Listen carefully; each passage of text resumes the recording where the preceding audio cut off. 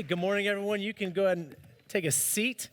If I haven't met you, my name is Scott. I'm one of the pastors here at the Grove, and welcome those of you joining us online as well. And I just wanted to begin today by saying I'm sorry, because the reason that you're sitting here is because you did not get the invitation to the lake.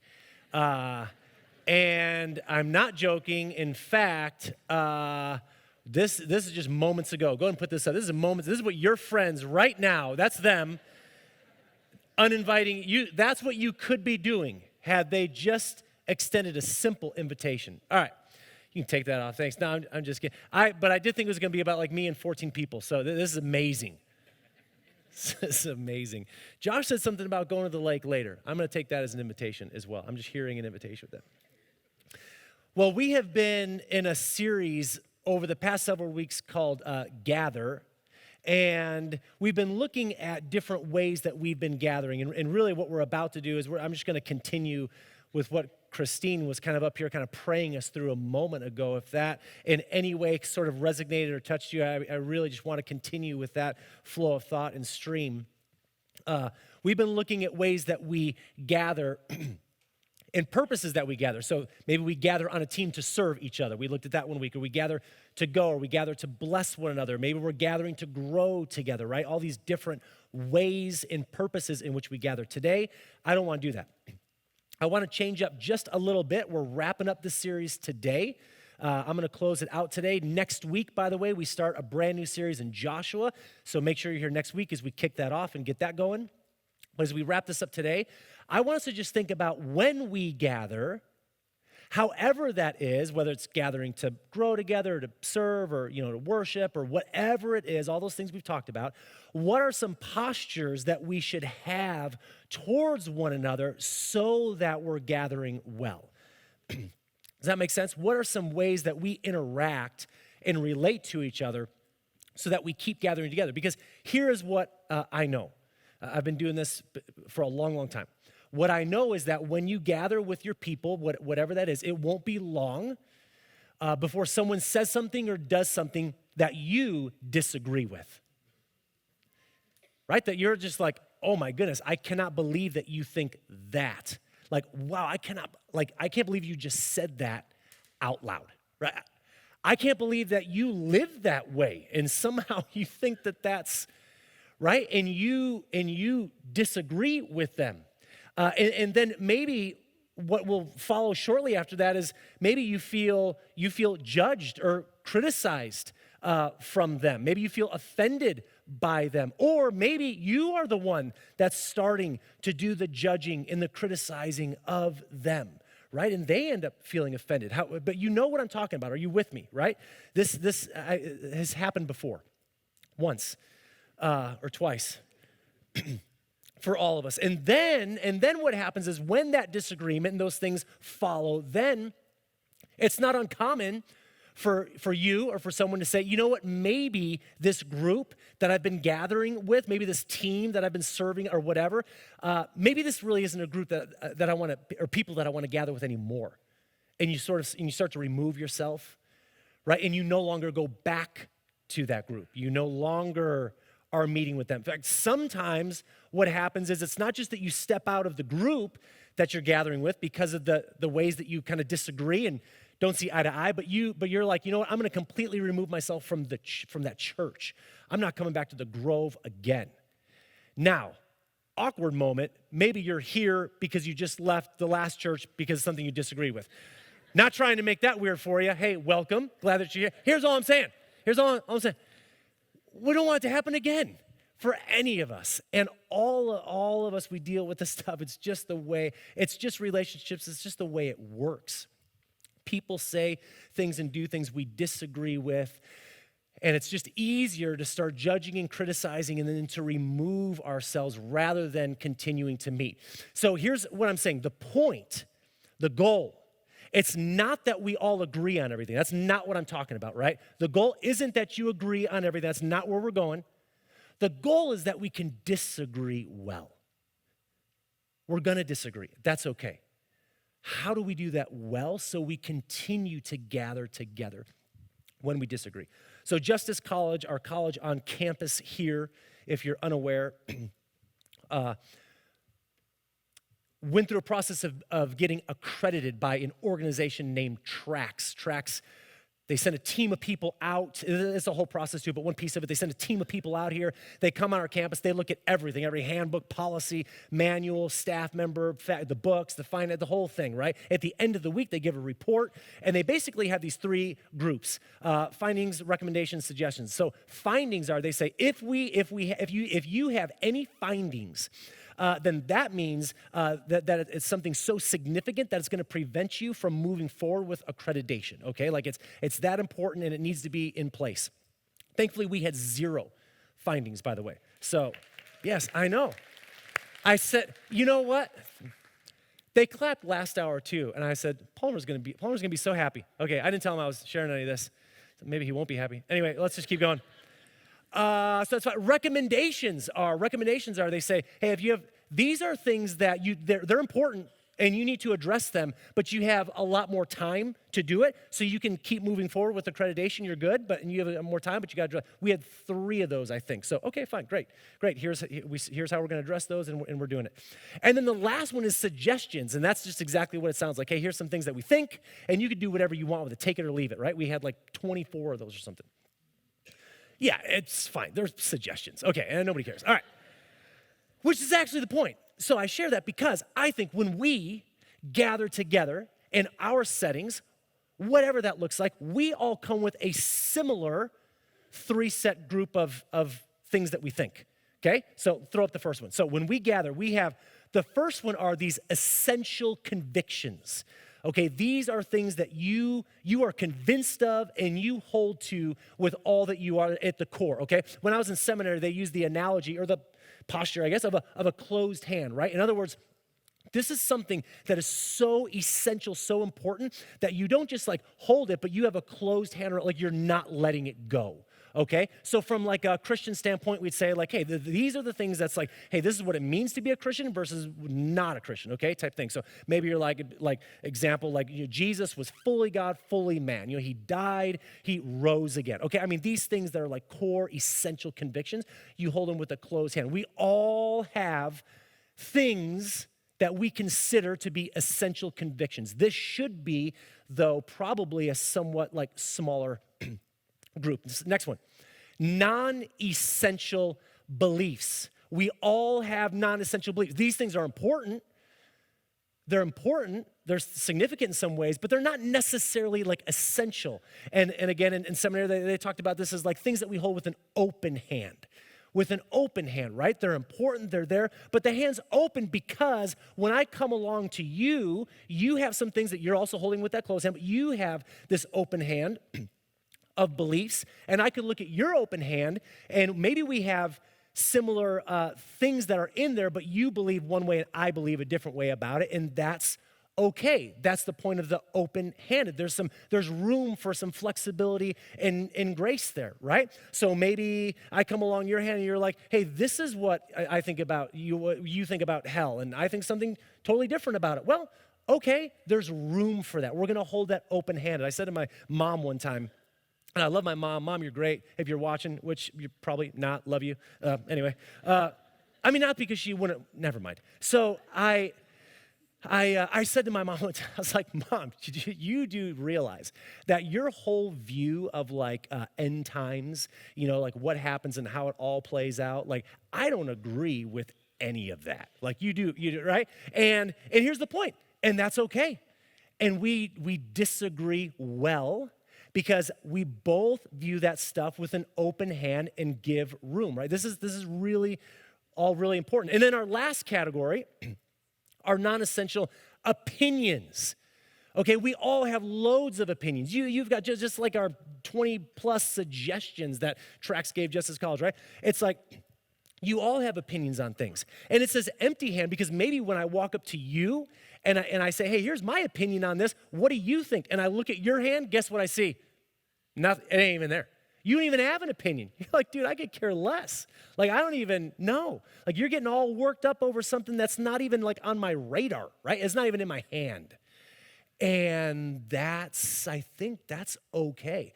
So for me, it's helpful to think of these three categories. I think when we gather, if we can think of these three different areas and the kind of the posture of the hand that goes with them, I hope that that's helpful. So two things I want to say about this before we move on. One is, what we often do is we take that bottom tier, that non-essential opinions that we have, and what do we often do with them?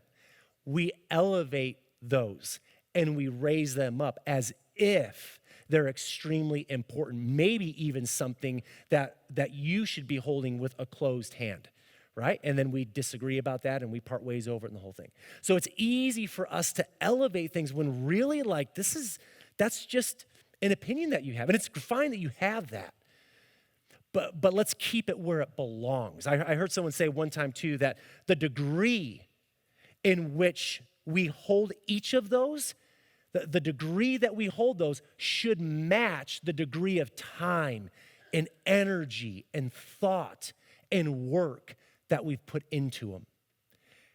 And how much time and thought and energy and work do we typically put into opinions, say? Usually they get the least amount of time, right? But often we raise them to close to the highest level. Does this make sense? Are you with me? Okay, I know the smoker's going. I know you're thinking about your meat. I'm going to get you there. You're looking at your Traeger app right now, adjusting the temperature. That's fine. I don't want you to mess it up either, so go ahead, adjust it. Okay. We're going to gather with those things in mind, and we're going to have a few things that we're really doing this with. We're going to have quite a few more things, maybe many, that we're doing this with, knowing that there's differences and disagreements. That's okay. And then you're probably going to have a pile load of opinions. And when we walk up to each other and we look at each other's hands and we don't even see it, it's okay. It's all right. Okay. Two postures I want to look at specifically with Jesus, and then we'll do it. So the first one is this: a posture of compassion. What I want to share here is these aren't necessarily things that you haven't thought about or heard before, but I want us to be taking them with us as we wrap this series up today. So a posture of compassion. Let's turn to Luke 7, I think it is, Luke 7, and I want to share a story of a time when Pharisees invite Jesus to a meal. He's having a meal with them, and a woman comes along and is a part of it. And let's see what plays out. So here we go, Luke 7:36. When one of the Pharisees invited Jesus to have dinner with him, he went to the Pharisee's house and he reclined at the table. A woman in that town who lived a sinful life, we don't know exactly what that is. She lived a sinful life. She learned that Jesus was eating at the Pharisee's house, so she came there with an alabaster jar of perfume. As she stood behind him at his feet weeping, she began to wet his feet with her tears, and she wiped them with her hair. She kissed them and poured perfume on them. When the Pharisees who had invited him saw this, he said to himself, "If this man were a prophet, he would know who is touching him and what kind of woman she is, that she's a sinner." So Jesus answered him, "Simon, I have something to tell you." "Well, tell me, teacher, please, teach away." Two people owed money to a certain money lender. One owed 500 denarii, the other 50. Neither of them had the money to pay it back, so he forgave the debts of both. Which one will love him more? Simon replied, "Well, I suppose." I love that. You got me again. "I suppose the one who had the bigger debt forgiven. You have judged correctly," Jesus said. Then he turned to the woman, said to Simon, "Do you see this woman? I came to your house.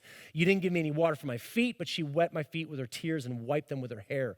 You didn't give me a kiss, like a kiss of greeting, but this woman from the time I entered hasn't stopped kissing my feet. You didn't put oil on my head for refreshment, but she poured perfume on my feet. Therefore, I tell you, her many sins have been forgiven, as her great love has shown. But whoever's been forgiven little loves little." And Jesus said to her, "Your sins are forgiven." The other guests began to say among themselves, "Who is this that even forgives sin?" And Jesus said to the woman, "Your faith has saved you. Go in peace." Jesus often invites people to a table. In this case, Jesus is invited, right, by Simon the Pharisee. He invites you. Hey, Jesus, been hearing things about you. Want to find out, want to know a little bit more? Hey, I'm going to throw a banquet, Jesus. I've got some people on the guest list. You're on it, Jesus. You want to come to my banquet? And Jesus accepts, right? Jesus doesn't just go and hang out with the lowly and the marginalized. He totally does that. But here we've got this religious leader, this Pharisee, and Jesus says, absolutely love to. Thanks for the invite. Jesus goes to the dinner. And then we read that this woman, who's clearly like a sinner, right? Maybe a prostitute, we don't know. Doesn't really matter, but we know her reputation as a sinner. By the way, real quick, when we read that word like sinner in the Bible, it's different than how we think of it. So if I say sinner, we all think like, well, yeah, sure. I'm a sinner, you're a sinner, we've all done things wrong, we're all sinners. In the Bible, that's not how they use the word sinner. So, it may include that too, but the idea is when we read sinner in here, it's talking about a group of people, like a class of people, right? People that were unclean because of ways that they have lived, people that don't go to the temple and practice purity and get clean, people that are excluded from society. They're a group of, they're sinners, right? A class of people. It's like in high school when you're like, they're the stoners, right? They're the stoners. That's like a group, it's a class of people that okay. So that's the deal here. So she comes, and my first thought is, who let her in? There's a Pharisee throwing a banquet. I don't know if they had bouncers back then, but who lets this woman? These Pharisees, they wouldn't let this woman touch them with a 10-foot pole, right? But social customs in that day did allow for needy people like her to come to a banquet. Definitely, you're not sitting at the table, but you can attend, and when it's all said and done, you can get the leftovers and the scraps, okay? So that's her ticket in. But take note, she's there for a reason, right? Here's all I think she's on a mission for. She is there to see Jesus, to find Jesus, and she's got perfume, right? Because we just read, she sees Jesus, boom, she's right at his feet, right? So she's there. She is there because of Jesus, looking for Jesus with her perfume in hand. So what does this tell us, right? Clearly, the girl knows what she's doing. She knows who she's looking for. She's there on purpose. So why is this what happened? I don't know, but here's what I think. I'm thinking like a day ago, a week ago, a whatever ago. Like this woman's out. Jesus does one of his teaching moments. A crowd of people gather around, and he starts talking about the kingdom of heaven like he always does. And he starts talking about how all people are welcomed into the kingdom of heaven, and how in his kingdom there's room for sinners, how there's forgiveness and grace for people like her. And I just picture like one of those moments where she's standing there in the crowd with all these people, and Jesus is talking about the grace and the kingdom and forgiveness and how people like her are blessed. And I think she just has this moment where it's like, you are talking directly to me, right? Doesn't even matter. It's like everybody else is gone. You ever had one of those moments? It's like you just feel like everything this person is saying is just specifically to you.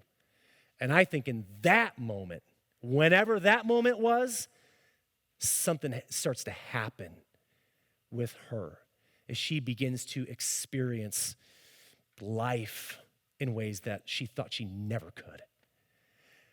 And so she's thankful. She is seeking Jesus out. And she goes to the banquet, and she spots him, and she's got her perfume in hand, and she's ready. And Jesus is reclining at the table, right? Because they're not sitting like we do. So he's reclining, and the feet kick back. Like, I'm not going to do it, but you know what I mean? Like reclining here, and the feet go behind like that. So she comes up behind him, we read, falls at his feet. I think everything that happens before the perfume is impromptu. I can't prove any of it. I think she just falls down broken. I don't think the tears are forced. I don't know if she planned. I don't think she planned. I think she falls down and just starts crying at his feet because of who this man is, what he has said and done to her. And she is broken in her pain, and she just starts crying, and the tears start landing on his feet. And then she lets her hair down, which that's a taboo, but she does it anyway. She starts wiping his feet with her hair to wash them, and then she starts kissing them. I mean, what is that about? I don't know. I mean, it was custom normal to like come in and to like greet with a kiss, you know, like on the cheek or whatever, like in Italy or I don't know. I've never been to Italy, but you know what I mean, like the greeting thing, that thing. Like there's something there that was customary, but no, nobody was like, hey, welcome. And then they get down and they like kiss your feet as like a greeting. Like, nobody did that. She starts kissing his feet. I think it's just gratitude, right? She is just broken in gratitude. And then she gets to the perfume, what she planned all along. She just takes it and anoints his feet with the perfume. And the Pharisees say, well, we found out everything we need to know about this guy. Because if you were a prophet, then you would know who she is. And if you knew who she was, you would not be letting her do all of that at your feet. And the fact that you let her do all that means you're not a prophet, you're just some guy. Okay. Jesus tells a story. Hey, somebody owes a month and a half worth of wages, right? Another guy owes almost a year and a half. Who's been forgiven more? That, debts are wiped. Obviously, the one that's been forgiven more. Yeah. So the one that owed the most and was forgiven of that debt, right? Loves the most. Yeah. So let's talk about this woman, because here is the issue. The Pharisees see this woman's lifestyle. They see her behaviors. They see what she does, and they disagree with it adamantly. They judge her, they criticize her, they exclude and want nothing to do with her because of her actions and lifestyle, right? That's their position. Jesus says this to them. Put this verse back up again. I love what Jesus says here. This is my favorite line in the whole story now. Then Jesus turned toward the woman and said to Simon, do you see this woman? Because what's the real answer? No, you don't. You guys, Simon, the Pharisee, you don't see her. You just see her behaviors. You just see the sinful lifestyle that she's living, and you have condemned her. You don't see her. And here's the thing about compassion. For us to be compassionate towards one another, for us when we gather together to not do all of the judging and the criticize, all that stuff, we have to be compassionate. Compassion sees the other person. Compassion sees the person and feels their pain. If you're having a hard time being compassionate toward the people that you're gathering with, then I just want to encourage you, I promise you, take this away, do this. See the person. Don't get so fixated on their lifestyle, and I can't believe you think that way, and I can't believe you would say that or do that. You've got to see the person and feel their pain. And would we only be as fortunate as Jesus was to feel the pain dripping on our feet? If you have lost touch with not just another person's pain, but your own pain, get back in touch with it again. And it will help you extend compassion towards other people that you gather with, that you disagree with. That you say, I can't believe that, this is my open-handedness on this issue. I cannot believe that you even open-handedly hold it that way. I can't believe that you would close your hand around something like that. I can't believe that you would have that opinion about something. Compassion sees the person and feels their pain. And the more we can do that with each other, the better we can continue to gather together and understand each other and grow together, not always agreeing on everything, but disagreeing well with each other. Okay, one last one, and this goes hand in hand with it, and then you can get to your barbecue. Okay, a posture of curiosity. A posture of curiosity. So there's a story, let's throw it up, with Zach. Some of you learned this when you were a kid. Luke 19, 1-10. Jesus entered Jericho. He was passing through. I think that's all that Jesus was doing. I think he was just passing through. I don't think he had a big agenda that day. I think Jesus entered Jericho, and he was just passing on through. But a man was there by the name of Zacchaeus, and he was a chief tax collector, and he was wealthy, and he wanted to see who Jesus was. But because he was so short, that's not a put down, it's just a fact. He could not see over the crowd, so he ran ahead. He climbed a tree to see him. Jesus was coming that way, and when Jesus reached the spot, he looked up, said to him, Zacchaeus, come down immediately. I must stay at your house today. Jesus did exactly what I tell my kids not to do. Do not invite yourself over to someone else's house. Wait for them to give you the invitation. And you know what's funny is all kids learn this little story of Zacchaeus, right? So you would think that my kids would like come to me and be like, but Dad, Jesus invited, and then I'd be like, you're right, go ahead. But thankfully, they haven't put that together. Okay. So he came down at once. He welcomed him gladly. All the people saw this and began to mutter. He has gone to be the guest of a sinner. But Zacchaeus stood up and said to the Lord, look, Lord, here and now I give half my possessions to the poor. If I've cheated anybody out of anything, I'll pay him back 4 times. Jesus said to him, today salvation has come to this house because this man too is a son of Abraham. And then Luke's famous kind of verse here, for the Son of Man came to seek and to save the lost. Now, did Zacchaeus know that he was lost? I don't know. I don't know to what degree Zacchaeus may have understood or was self-aware of his own lostness. But he had heard enough about Jesus that he was really, really curious to see him, just to somehow like get a little bit more of him, you know? Like curious enough to where he's like, there's a big crowd. Man, I can't, but I have to and I want to. Hey, there's a tree. I'll climb this tree so I can try to see this guy and get a little more. And Zacchaeus, as we just read, is a chief tax collector. That means everybody hates him, right? So tax collectors, they're gathering money from their own Jewish people, giving it to the taxes, giving them to Rome. And Zacchaeus is a chief tax collector, so he's over the other tax collectors. Bottom line, everybody hates the dude. Everybody hates him. Okay, it'd be like you got a football team, you find out that one of your players is taking your playbook and giving it to the other team before the next game every time, right? And you're like, why do we keep losing? And then you find out you got a betrayer in your group. It's just stabbing all of you in the back. And then the whole team's like, we hate you. That's Zacchaeus, okay? He's just stabbing everybody in the back. They all hate him. It would be so easy for Jesus to be passing through and to be like, yeah, that's a bad dude.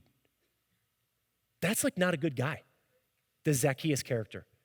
Like everybody here, they all hate this guy. Nobody wants anything to do with him. They most certainly disagree with how he's living. They most certainly have judged him and written him off, right? And I'm just gonna kind of, even if I don't openly hop on that bandwagon, I'm just gonna ignore this guy, pretend that I don't see him up in the tree, just kind of keep my head down and just sort of do one of these things and walk along, and I never saw it. Jesus, it's almost like Zacchaeus is curious enough to climb up in a tree to see Jesus and get a little bit more of him, that Jesus returns the favor. Jesus just stops and is like, you gotta be kidding me. Like, really, you're going to climb a tree. You're going to, and Zacchaeus, and Jesus is like, all right, I'm curious too, Zacchaeus. Let's do this. Let's do it. I'm coming over. What do you got on your smoker? I'm coming. Let's do it. Let's talk. Let's eat. I want to know what it is, you and your position, and you're willing to, let's figure this thing out. And this is what curiosity is about. This is what I mean by curiosity. Curiosity is just seeking to get behind the actions of the person, right? Curiosity, it gets behind their lifestyle. It gets like behind the behaviors. It's about asking good questions. Curiosity says, while it would be easy for me to write you off like everybody did with Zach, maybe the better thing to do is to be curious and say, Zacchaeus, tell me what's going on, man. Zacchaeus, what got you in this lifestyle of being a chief tax collector? Tell me about that. How did you end up where you are? Right? It asks good questions. It sees the person and says, I want to know what your story is behind the actions and the lifestyle and the behaviors. And here's the thing, by the way, Jesus is not ignoring anybody's sin or faults. This is not about tolerance. Jesus is not tolerant. This is not about woke Jesus, some soft guy that doesn't do anything. If you remember in our last story, he actually referred to the woman and said, your many sins have been forgiven. So Jesus actually says, no, yeah, you don't just have sin, lady. You got a whole pile. Yeah, you got many. Jesus is not ignoring who Zacchaeus and what he's doing. So it's not about that. But it's about saying, you know what, let's talk. I want to hear, Zacchaeus. How did you get where you are? So I get emails from people that coming into the Grove, like people email the Grove, and they'll email some other staff member, and then they'll immediately hit forward and send it to me because they don't want to answer it. And it's questions like, hey, just want to know, tell me, what's your church's position on whatever? What's your church's position on leadership? You know, on what leadership looks like? What's your position on LGBTQ? What's your position? Maybe sometimes it's like a theological thing. What's your position on Calvinism and Arminianism? You know, and if those words, if you've never heard those before, God bless you. So so something along those lines, right? And now my response is always the same. So email away. My response is always the same. Hey, thanks for writing. Number one, I got three things. Number one, you're welcome here. You're welcome to the Grove. We'd love to have you come worship. Why do I say that? Because I'm woke or whatever or tolerant? No, because I can't find a time where Jesus says, all of you people can come to my table, but you can't. So if he's going to keep inviting people, and it's his table, he's the one that writes the guest list, not me. So who, right? I don't pick who's on the guest list. So if Jesus is going to keep inviting them, then we'll keep. So you're welcome here. You're welcome here. Love to have you come here. Number one. Number two, we don't have a positional statement on that. We've got some like core beliefs that we hold on to. You can find those on the website. We don't have a church positional statement on that, which we don't for good reason. Because first of all, I don't think it's very helpful, honestly. But secondly, we don't have a positional statement on that, just like we don't have a positional statement on 100 other things that you could be, right, writing and asking about. And then lastly, hey, if you'd want to get together and talk about it, love to do that. Love to ask you some questions, kind of hear your story behind the question that you're sending in asking me. That's it. Curiosity seeks to know the person and what's behind there. As we gather together, like in groups, I just think it's so important when we do disagree, which we will, that we stay curious. It's going to be so easy to just want to judge and just separate, right? Just separate. Like all these other people are doing in the stories that we've looked at today. Separate, it's the easier route to take. The harder one is to say, let's keep asking questions. Let's keep getting to learn and understand each other's story a little bit better. Let's just be compassionate. Let's keep seeing the person and not just the opinion that we don't like or the belief that they have that we really view differently. Let's see the person and feel their pain, whatever it is that they're going through that's led them to the place where they are. And as much as possible, keep an open hand, right? An open hand with each other that extends grace and understanding and acceptance toward one another. It's not about tolerating things. It's about learning to embrace and include one another as together we keep just orienting ourselves and seeking after the person of Jesus. The goal is not that we agree on everything. The goal is that we disagree well. Will you stand and pray with me as I close this out today? Not just this, what we've talked about today, but even this whole series of Gather. So God, we thank you so much for being a good God, a God that has created community and has called us to gather together with one another. We thank you for all that we experience in those settings when we do, but